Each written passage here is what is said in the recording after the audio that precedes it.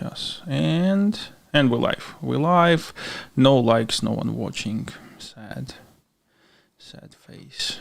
One sec. Preparing the recording. I was surprised how Twitter actually actively promote different recordings, like live videos. Sometimes I open and there's like big red button on top. So that's why probably we get like viewers from Twitter, because it's like very prominent. Yep, and I even subscribe to Twitter Pro or whatever. I will experiment with different tiers to see will we get more viewers in the highest tier or the lowest tier, and how this actually You think works. so they like promote to more people? At least this is what they saying. They have a biggest boost to your, but the wording is weird. It says boost to replies, so it's not pause. I don't know. Just experimenting. Okay, 1 second. Let me check that we are live now, because we have literally 0 viewers. So this is quite unusual for us. Usually we never have 0. Yeah, we're live. Okay, it's genuinely no one was watching right now. No one is giving a shit genuinely. But I have confirmed that we're live. Okay, recording. 1 sec. Let me start in 3, 2, 1.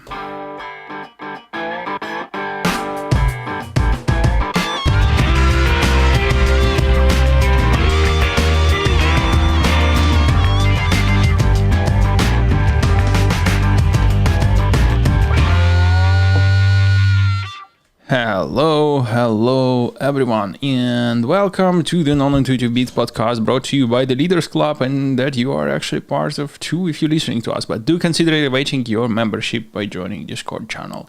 And today in the virtual studio we have Dmitry Mananikov. Say hi to people. Hello everyone.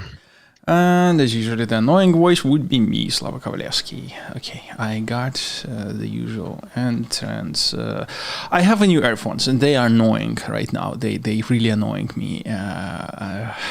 What way? So 2 things. I spent quite some time searching for, because old one has got damaged so badly that I just needed replacement. And it's really hard to find good earphones. They're just very simple. I don't want to pay for all this whistle and bells. I want the wired earphones, and I want all the money to go in the sound quality, nothing else. And what do you recommend if you would be in the same spot, like you're searching for earphones? What do you get? Yeah, but the problem, I rarely search for sound quality, because I very much like don't understand like sound quality. I mean, I can distinguish between cheap and good one, but probably not like pay extra.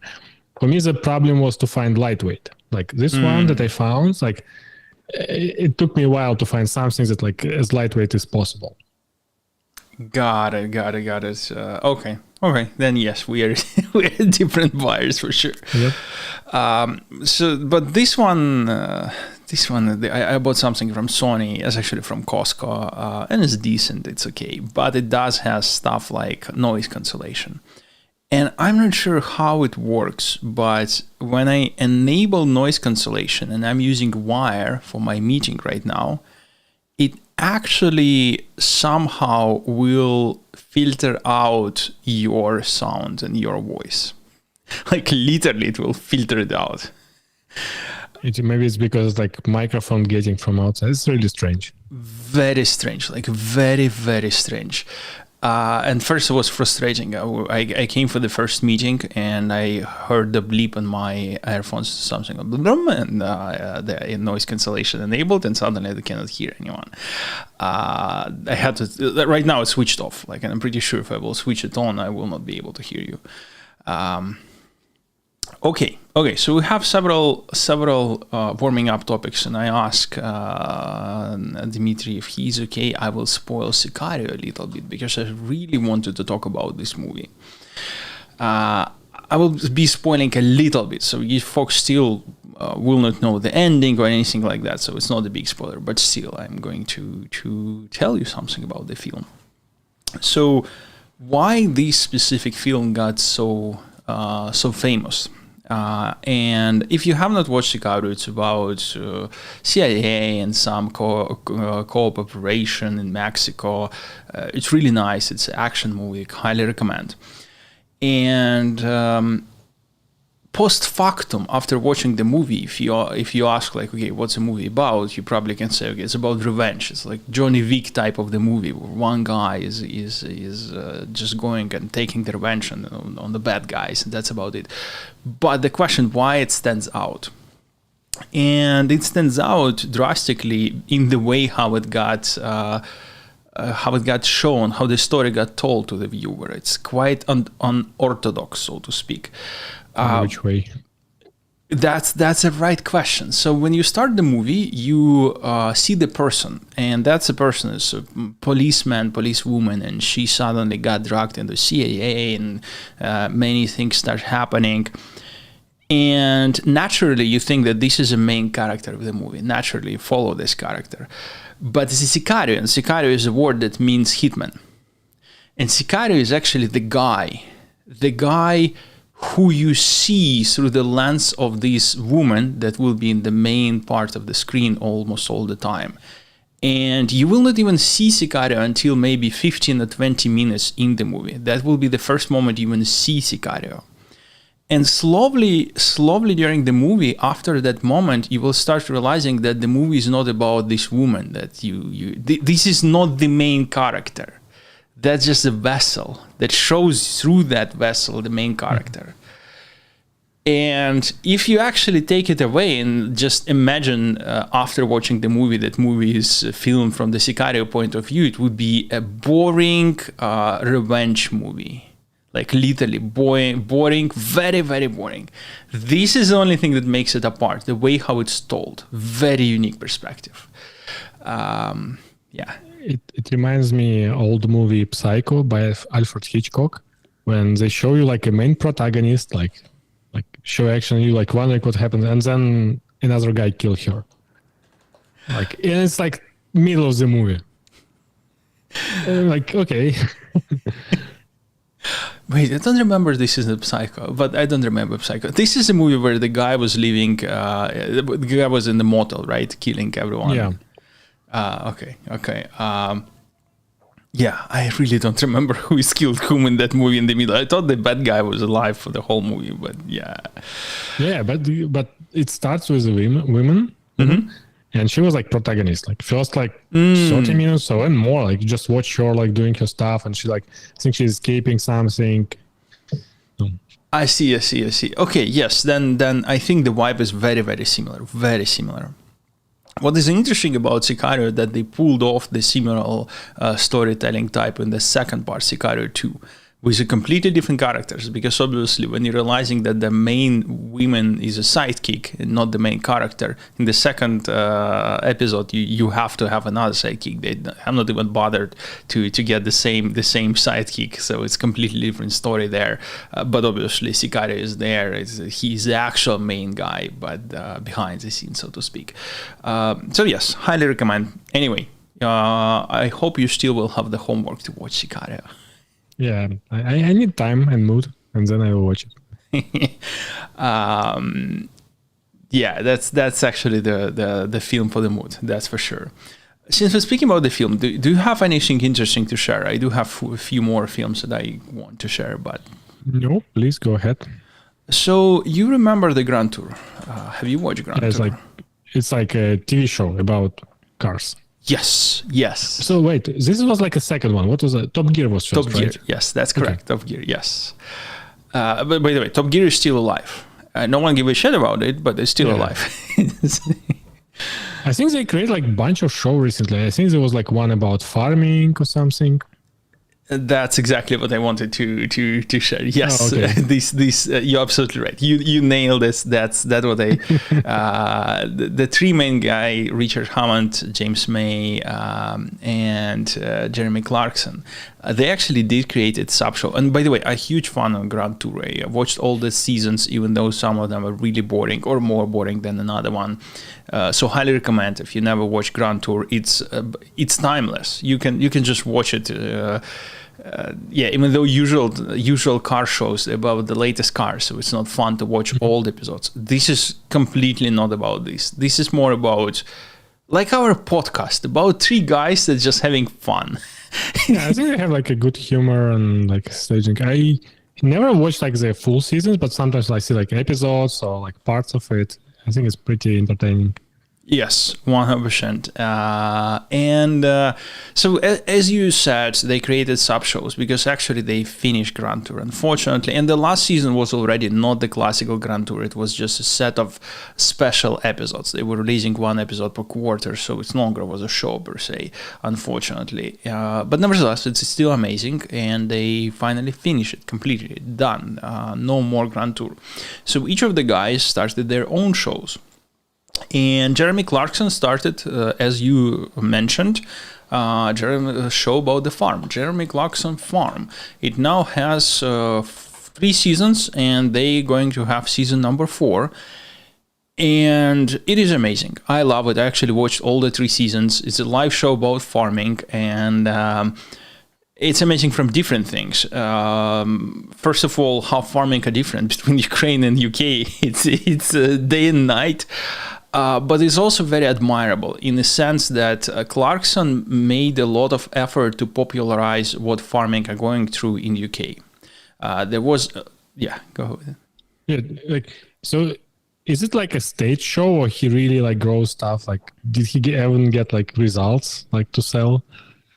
Yes, it's actually real show where he goes from doing actual farming with a team to showing all the budgets, what he spends, what he earns, up to the point where he, for example, shows how he has to fight with the council of the city because he wanted to open a shop and a restaurant and start selling there. It sounds like a YouTuber, you know, like, but going to TV. Exactly, yes, 100%.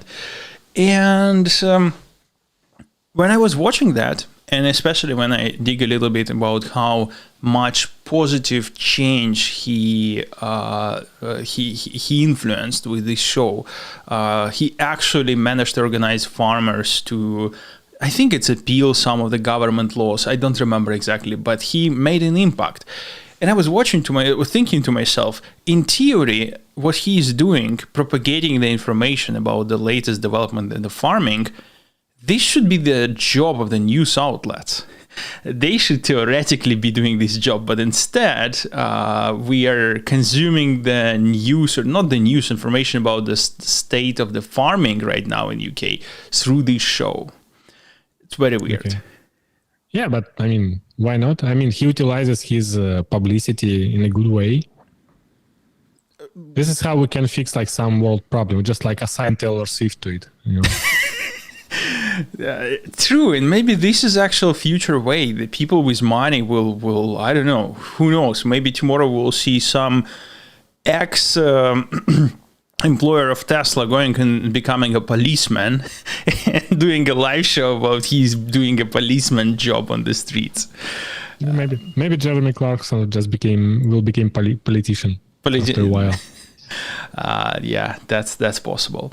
So this is one, but there is 2 more. So there is 2 more guys that created this show, and James May have created a nice show about Japan. So he actually went to Japan and he's talking about Japan. I used to live for some time in South Korea, and I love that part of the world. Obviously, South Korea is not Japan, but culturally they, in my view, at least, very similar. And I'm fascinating about the show. I always wanted to go to Japan. I wanted to go back to South Korea. And I wanted to go back to North Korea. I wanted to go to China and so many other places. And it's just fascinating to see the show that shows Japan on such deeper level. He has 3 seasons there, and they're just amazing. So if you're also into Asia and just want to experience country, at least through the show, highly recommend. Just amazing. By the way, my friend, have you ever wanted to go to Japan? Oh yeah, actually for a long time. I actually planned a few years ago before COVID, but then COVID started, so I never get there. Yeah, I hope once in the next few years, I want really to go there. As a person who really appreciates their culture, media, like anime, movies, it would be really interesting. Yeah, whenever you will decide, let me know. Maybe I'll join you. I'm still deciding if I want first to revisit South Korea or Japan first, but we'll see. And the third one. So the last but not least, Richard Hammond. And this was, in my opinion, the funniest guy in the Grand Tour. I love his joke that he generated. And he's the one that created the worst show out of all three of those. So go figure. He created a Great Escapist.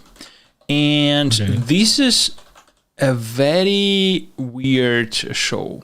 So the concept of the show is almost a live show-like. So it's supposed to give you a feeling of the live show, but it's 100% staged in a sense that they don't bother to tell you how is a cameraman here. Oh, and the concept is these two guys, he and one guy from Mythbusters, are strangled on the desert island.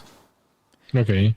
And they don't even bother to tell me how they got filmed or anything. This is just a movie that behaves in the way is a reality show, but it's clearly not a reality show because there is a cameraman there and they are behaving as if they are strangled on the island and there is no one except them.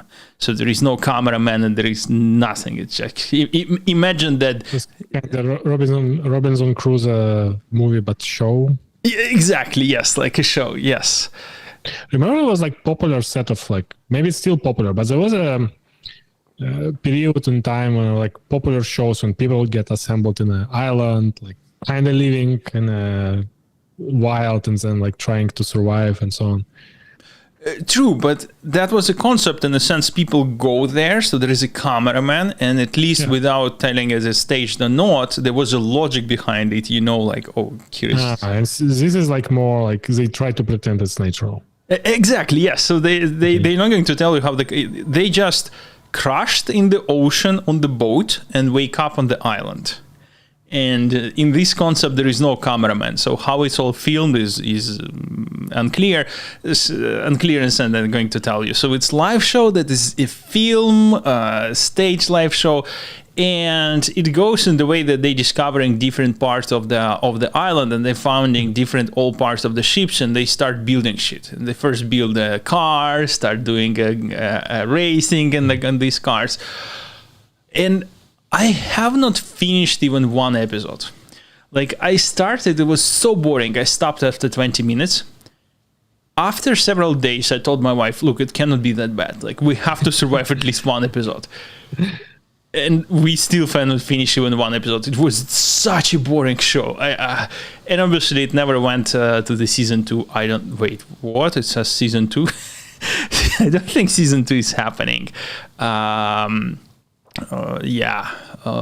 plan. Oh, it's 2021. Okay, and we have plans. Yeah, I don't think it happened. I don't believe they have season 2. Luckily, I don't think anyone missed anything. So, highly not recommend. Okay, noted. IMDb rating 5.6. Yes, that's pretty much describe everything. Okay, movies wise, we've done. Let's move to several of our main topic tonight or today, and one of them is the latest Apple WWDC. Have you watched it? Nice. Oh yeah, I actually watched it. Yeah, I think I watched it like completely. You know, like not in a live but recording. I really like how they start making it like a bit of show, like with the funny jokes, with Craig. What is his name? Craig, like he was doing parkour, like jumping. Oh. Probably it wasn't him some stage, but just adding this to a show makes it like a bit funnier, I would say, than boring conferences. Yeah, I've seen the parkour video as well. Parkour. Yes. So what was? Tell TLDR. What did you like? But have you seen it? No. I have watched I was following the text updates of the event, so I learned about everything, but I have not watched the show itself. I watched the parkour clip because everyone was speaking about it, so yes, I watched it. But this is probably the only part of the show that I watched. I think they show many things. I think like the few that I was interested in. The first one, I like how they tried to fix problem with LLMs needing more power. Essentially, Apple caught themselves in an interesting corner, right? They promote their devices as private, and they were doing like for a long time, like your data is always end-to-end encrypted. We don't have access. We try to process everything on a phone.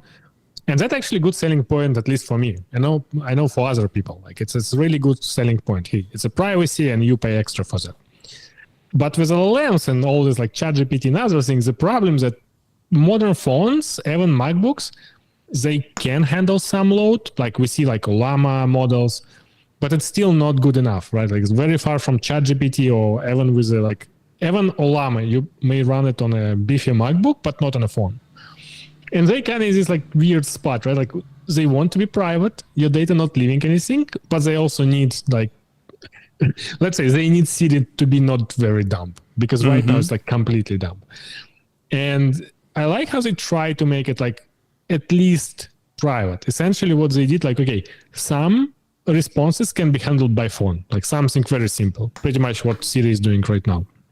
Because iPhones and MacBooks and iPads, they already have this part for ML calculations in the processors, so it should be a bit easier.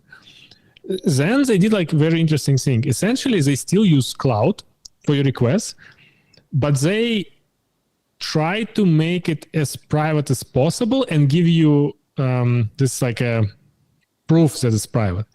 When you have a question that needs like more power, it will collect locally some artifacts of your data, and they're actually doing really good job. They like across, that's what really power of Apple, right? Like across applications, they can pull the data, like calendar, messages, emails, everything.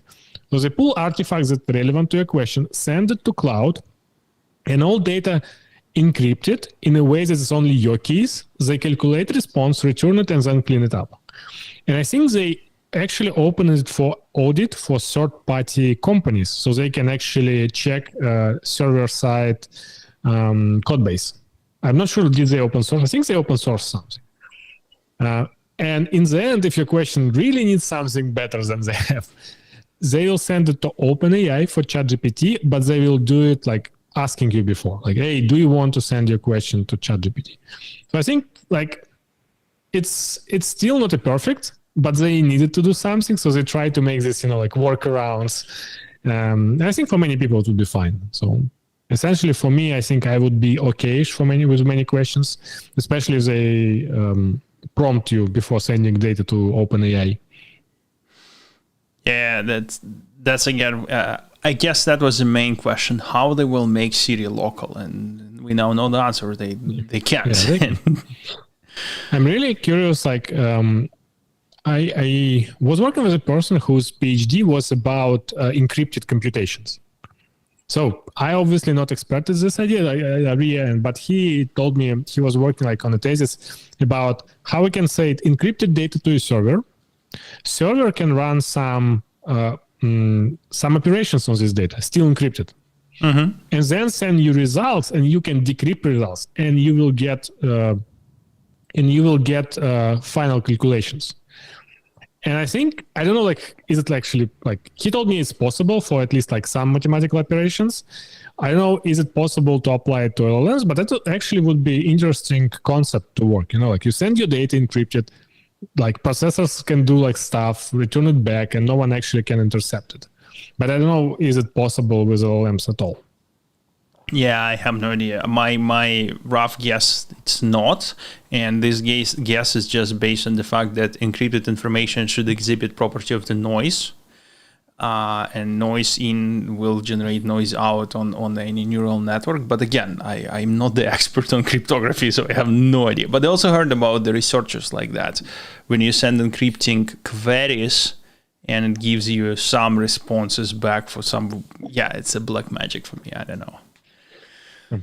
Other thing that was interesting is that I've seen like cool list, like how many startups Apple killed on this presentation.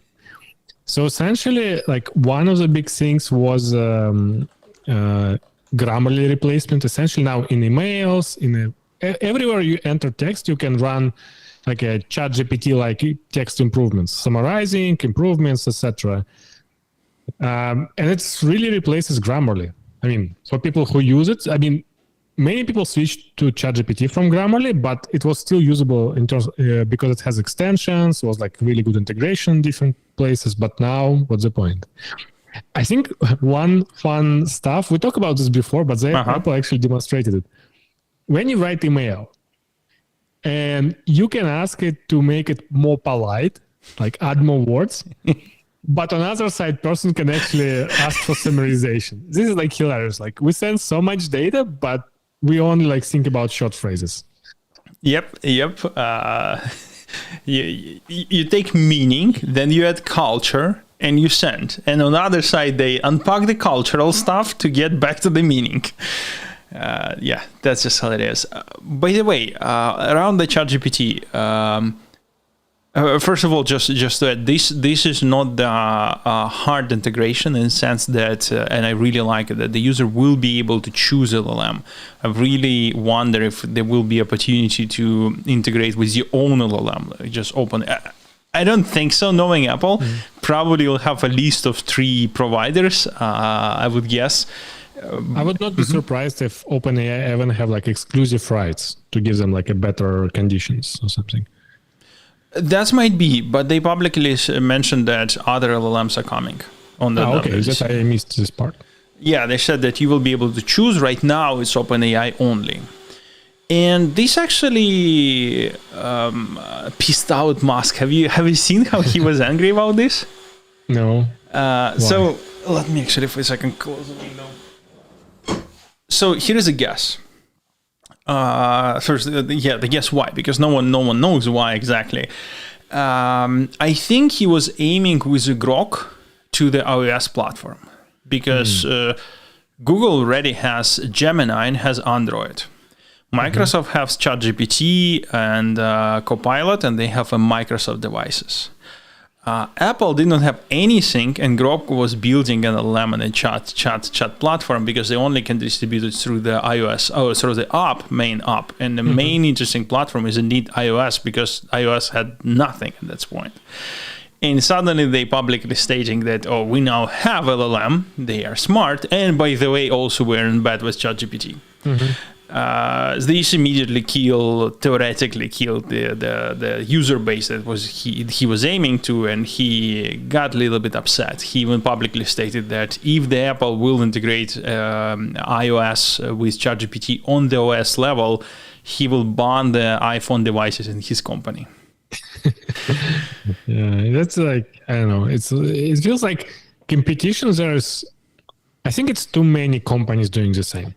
Like we need competition, sure, but it feels like once you have 4 of them, no one will use like third and fourth. Like first and second, maybe, because one will get new features, second one will get this feature like later, so they like. But sort of like, why would anyone use Grok? Like unless they get it for free. Like, what is their competitive advantage right now? True. To some extent, I 100% agree with you, but it feels like we are moving away from the world where, or you have this, you have a streaming service over here.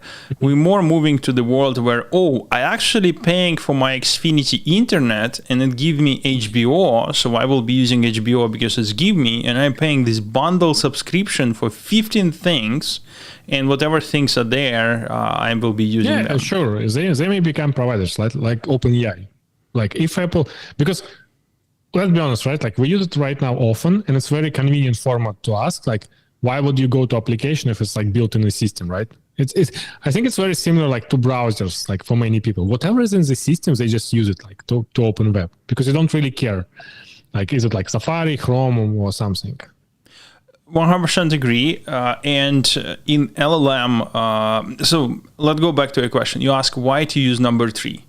So here we go. Imagine that you have one from Apple, one from Microsoft, and one from Google for Android. Here we go, 3 different things. It actually doesn't matter which one is better because you will use what is convenient. You will use either Android or iOS. There's no third option right now. There was attempts. Oh, no. This is right. on your laptop, if you're using Windows, you will be using third option. Oh yeah, but no one cares, right? Like you have like a platform. I mean, users won't choose like Grok or Windows. It's just like you rightly said, whatever comes with a platform. But if you don't have platform, and Musk don't have platform, like what he is expecting, like why to spend money, why to compete in an area where you like loser from the beginning, unless he is a partner with a Rabbit.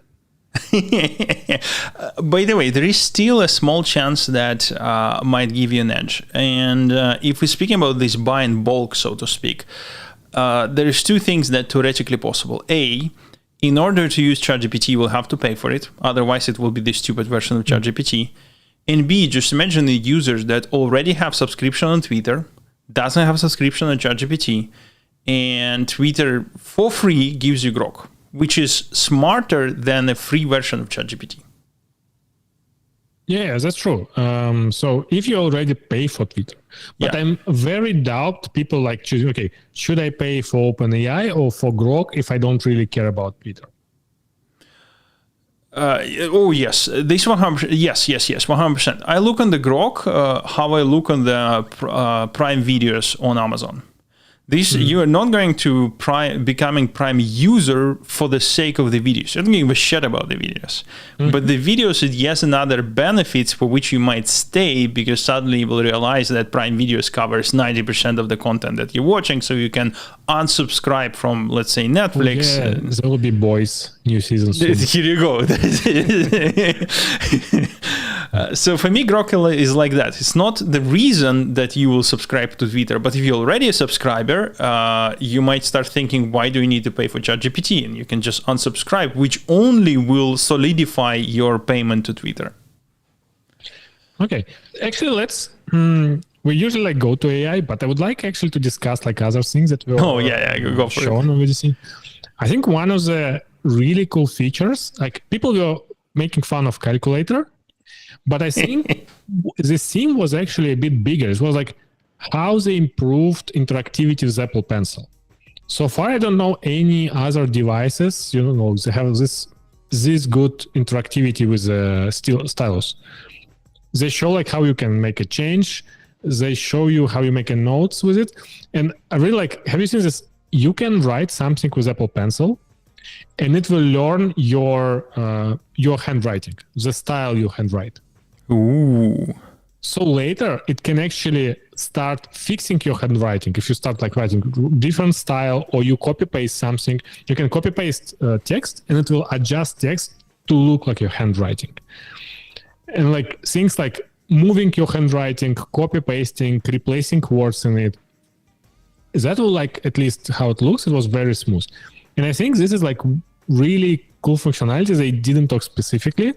I mean, they did talk about pencil, but like other features, but I think it's like really nicely UX done. I'm very, impressed.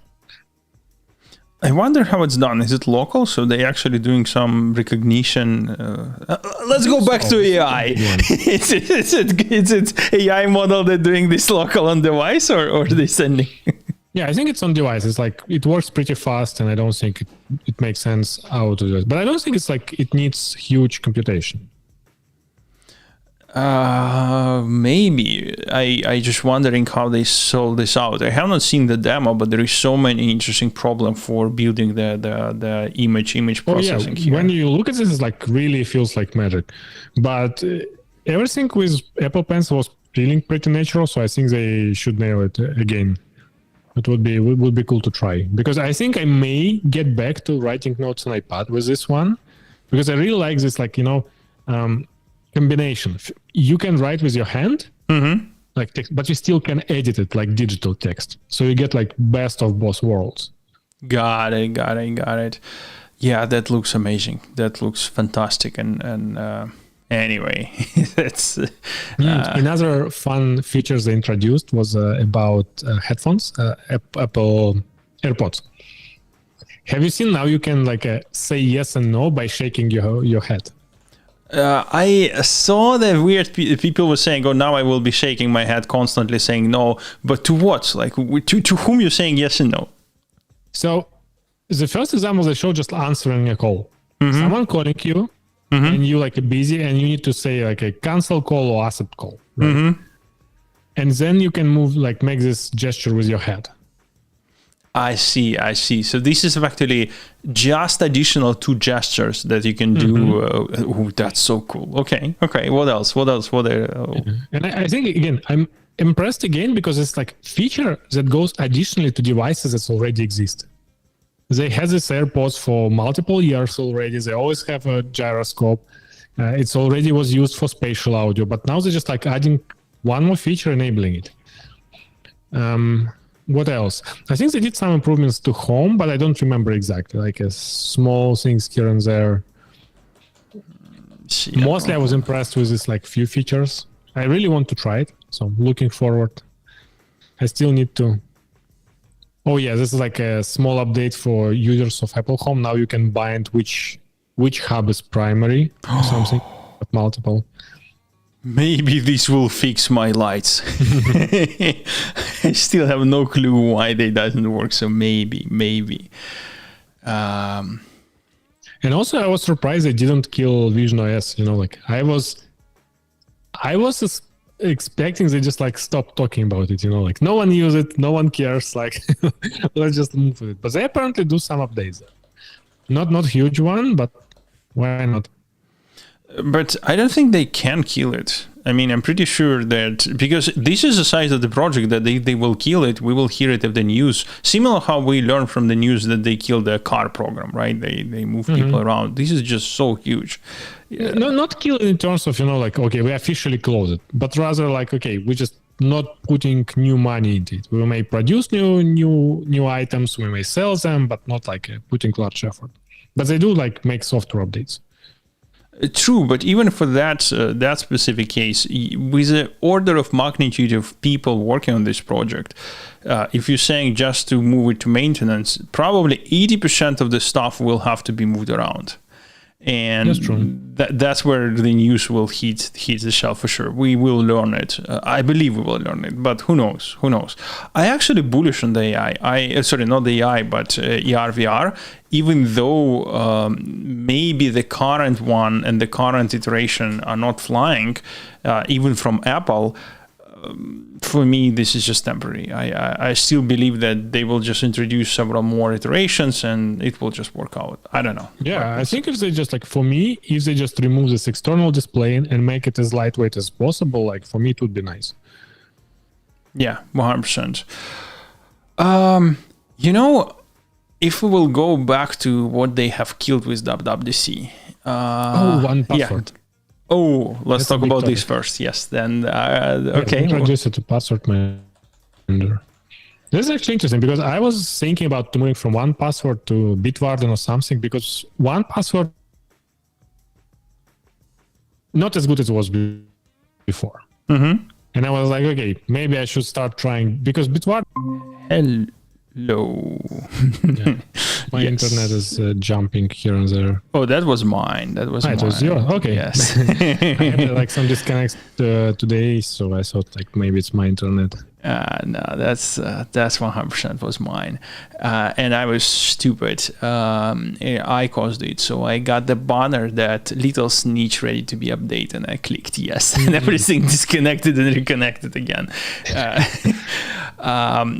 You were saying about password. You started speaking about the story of Bitwarden that you were saying. So I wanted to try it because I really dissatisfied like how 1Password changed, how it works. And I said, okay, Bitwarden not polished, but 1Password also not work very well right now. So I wanted to try it like to see. But now I want to give it a try like Apple. But I'm curious, like with a few things I really would like to know. Can I somehow get access to my passwords without Apple device in case I'm locked out and I need like to restore backup? And the second one, interesting, like can I share it? Because 1Password provides really nice way to share with your family, and that's something I would like to retain.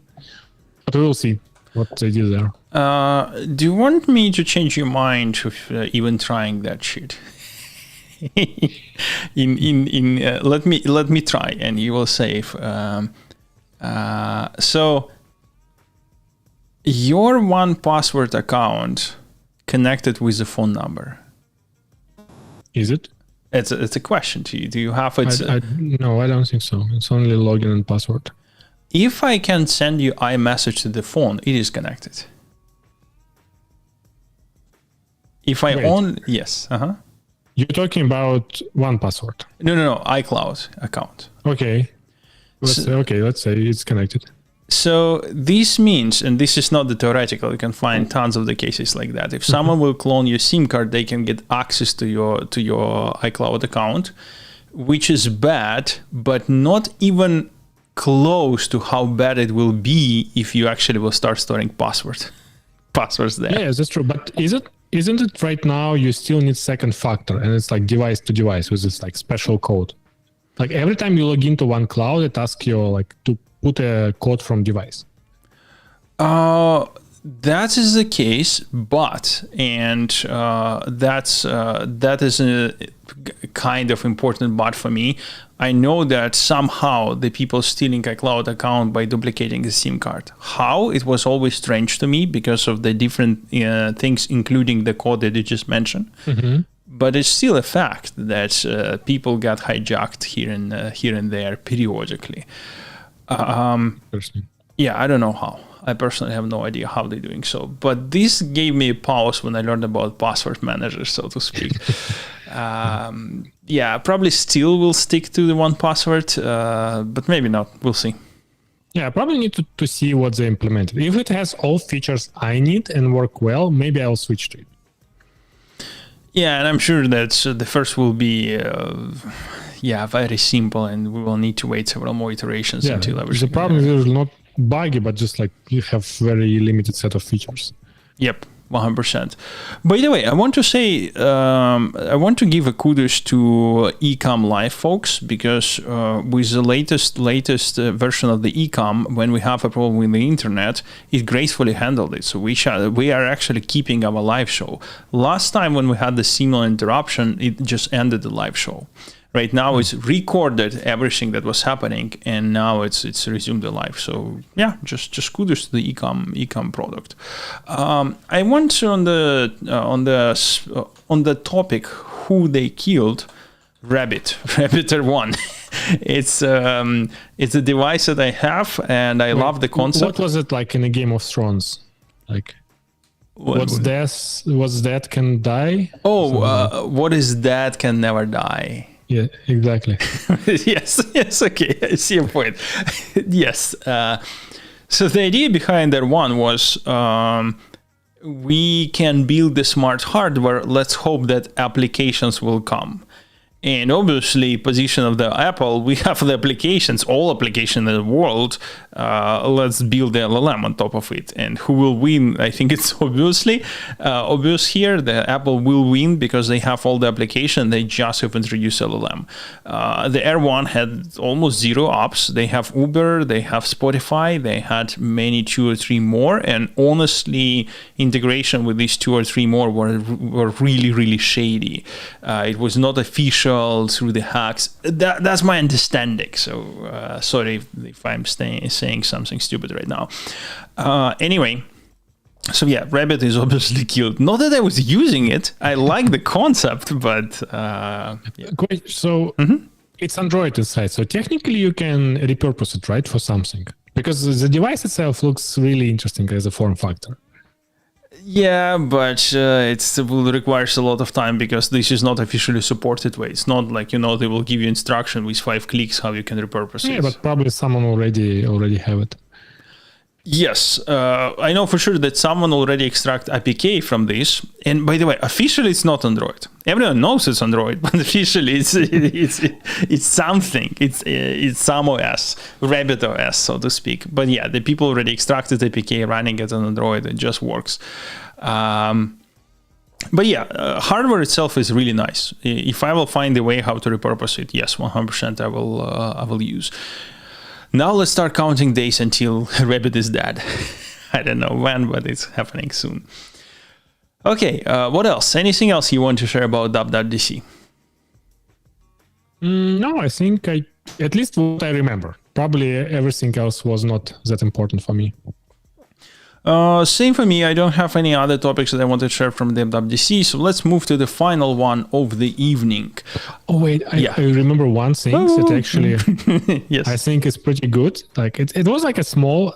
So now from your iPad, for example, iPhone, you can control other person iPad or iPhone, like remote desktop. I think for people with like elder people, like parents or grandparents, this is like really good. Like to show someone how to do something. It's really nice touch. Like it's a small feature, but it's really handy. Wait, so it wasn't possible? I thought that if you contacting Apple support in the past, they somehow it's not support. It's about like you can connect to your like parents' iPad and help them to do something. So you both can see screen, you can do something. I understand that. My point is because it was used already with the support, I thought it's already in the iOS, but looks like no. Yeah, I think it wasn't possible like from device to device. Got it. By the way, I also now, by doing the search of the feature discovering, recalled what I wanted to do at about WWDC. It's just also small things, but it was nice. Clearly, Apple wanted to find the way how to capitalize on AI without using the buzzwords. They didn't want to be late on the game, so they could not afford to be using the same buzzwords that everyone was using. So they come up with Apple Intelligence. This is like a really strange marketing way. I thought it's amazing because it's AI for short. And it's not AI that everyone's saying. It's Apple Intelligence. It's a different AI. It's not just LLM or yes. It's I don't know. It's such an Apple way to do things. So if you think about this like as an apple as a fruit, so it's like intelligence of a fruit. Or what? Oh man, you cannot unsee this now, right? Yeah, exactly. Okay, let's move to the last topic. We still have a little bit of time to cover it. And the last topic is, there is an interesting article that got released 2 days ago from Meta. And it's it gives you some overview of how they're training a huge language models inside of the company. And it gives many interesting insight to showcase what we've been talking on this show for quite some time. One thing is just purely interesting to show from the iconographic. For example, these two pictures. And I will talk to our listeners later on what they mean. For now, just chill out. So these two pictures, they depicting how the field of AI and training AI models have changed in the last 5 years or so, before and after Gen AI, effectively. And before Gen AI, we were close to the world where more and more models were fitting to one GPU. Well, maybe not one GPU, one VM, one virtual machine with X amount of GPUs. You mean not when training, but when working, right? When training, when actual. Okay. With each new GPU, you will be getting more and more memory. And if you have eight GPUs on VM, you will have more and more total memory on one VM. And there was no exponential growth to the size of the models. In fact, they were kind of stagnating. What I mean by this, GPU memory for many workloads were growing faster than the models that the industry were using for those workloads. And what was happening is that when you're training the model, you can have two type of trainings. One, what is called is model distribution, another called data distribution. And model distribution is effectively when you're chunking the model on the devices. And the model distribution is the most complex one because you actually have to chunk your neural network in a way that will transmit through the network and will be minimally impacted by the fact that it's transmitting through the network. In the world, we're slowly moving to the state where less and less model will need model distribution. You can just have the same models, then you can chunk data, and each model will be training on different chunk of data, and then you can merge ways. But how you merge them? It's somewhat simple because on each step of the training you will get an error, so to speak, and you will get the delta in which you need to move weights. It's a small delta, and then you can apply the delta from one data chunk for all the weights on all the models. So if the VM1 calculated the gradient and it says, okay, I need to move weights by blah, that information is simple to transmit. Yeah, but could it be, again, I'm not very good on mathematician application here, but if you train like two things, right, like for some time, and then you try to merge weights, could it be that if you would train with merging weights earlier, final results would be very different? I guess it's not a problem. To some extent, you right in a sense, because the training requires you to have very normalized data. So if you have a non-normalized data and you have one particular category of data on one particular shard, maybe, because you want to have one shard that overfitting, maybe. And yes, exactly. But again, if you randomize the data across the shards and you don't do this, you actually you actually distribute it normally. The impact is minimum. And the way how in the old days MXNet would be doing it, for example, they even would have a dedicated server for storing the weights. So each worker will be sending the delta, the gradients to that dedicated server and then pooling results, saying, oh, I see these gradients, go update it, now pool. That worked reasonably well until it was not. And the problem came with Gen AI specifically, because Gen AI have introduced such a big model that we can now forget about data parallelism, so to speak. Which also probably not exactly true statement, I will tell why, but all the models right now, they actually sharded not only within one VM, but across VMs. And you would have a logical data shard, so you still will have data parallelism between each instance of the models, but one instance of the model might require many VM to just host the model itself. You might have 5, 6, 16, 20 VMs, each of the VMs might have 8 GPUs or even more. So the model just got gigantic, they're huge. As a result, obviously, we now have additional requirements for the networking. And the requirements for the networking are solved in two main standards right now in the market. There are two competing ones. One is InfiniBand, and InfiniBand is the one that NVIDIA developed. It's pure own hardware together with hardware for the VM machines and machine itself, plus networking hardware. So it's pure end-to-end stack. And another one, it's called, I forgot the name, hopefully the article has this name, ROC, yes, ROC.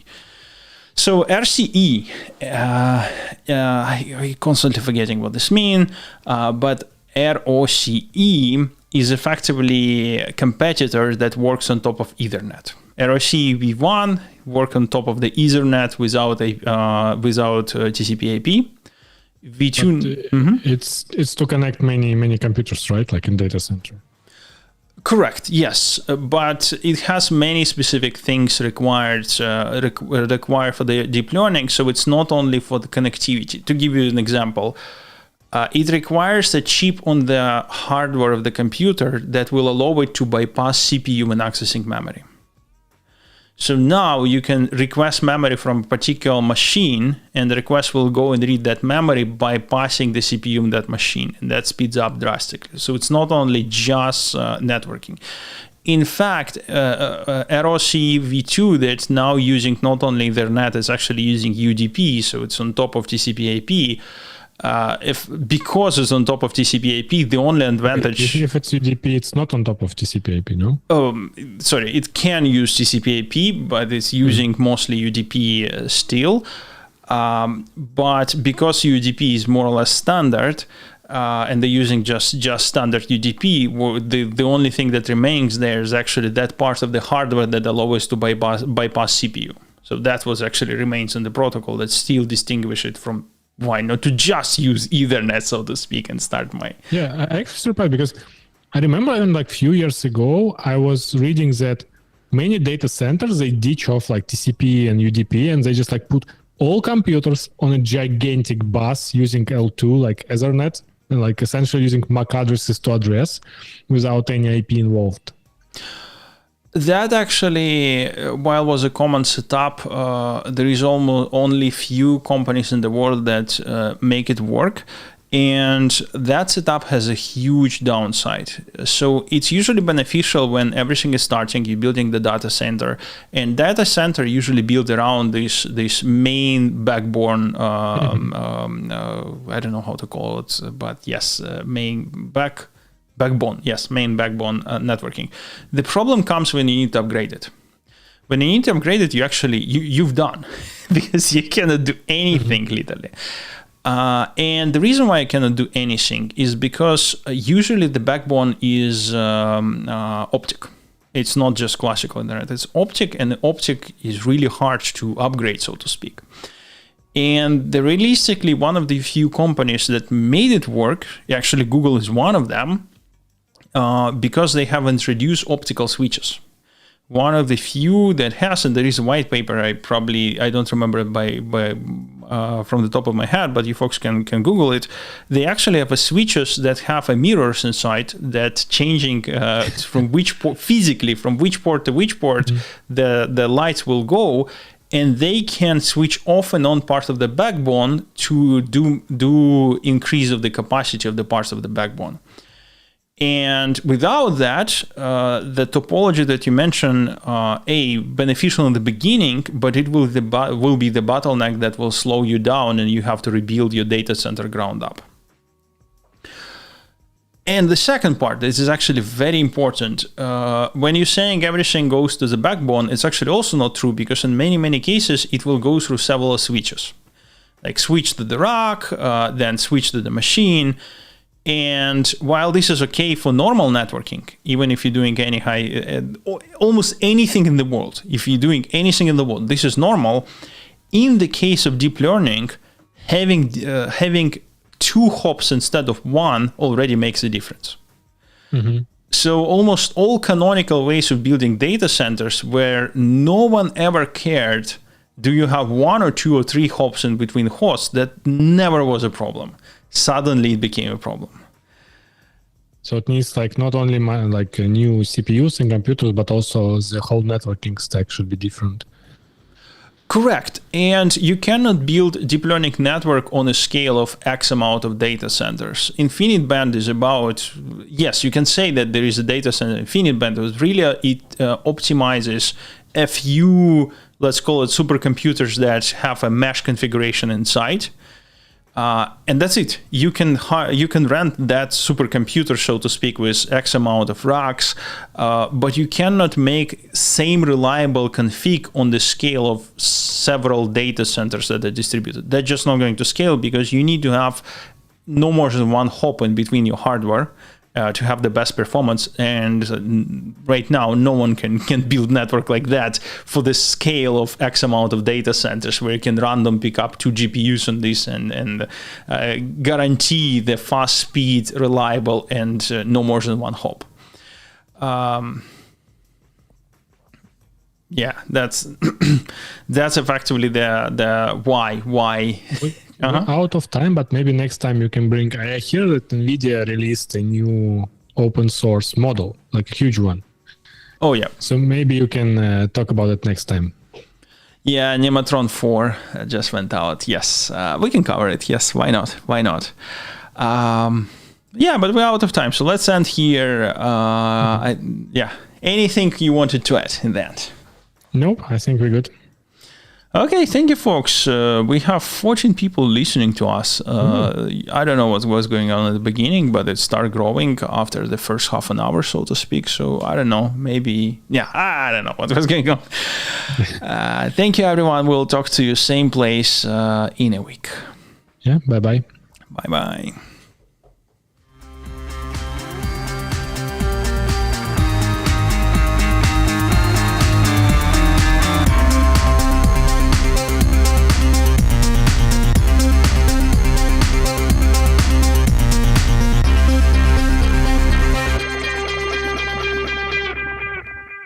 And also ending live.